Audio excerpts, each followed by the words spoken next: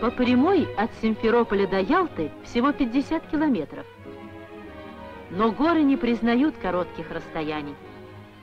Не всякий легко выдерживает 4-часовое утомительное путешествие по трассе, вьющейся будто лента серпантина. И только одному автобусу горы нипочем. Этот автобус воздушный.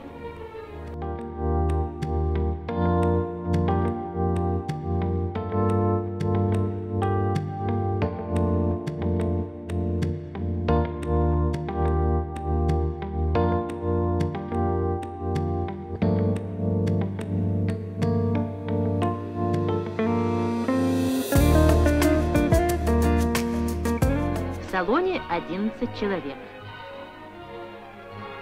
Дорога лежит напрямик.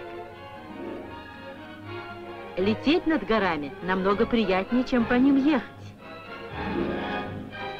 К тому же это гораздо быстрее. 20 минут, и рейсовый вертолет прибывает в Ялту.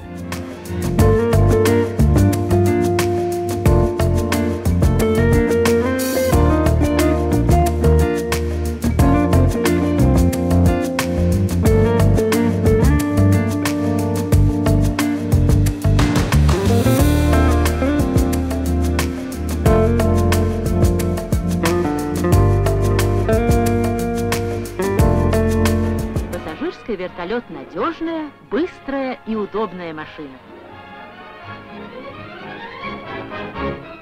Стоимость проезда в нем не намного дороже, чем в обычном автобусе.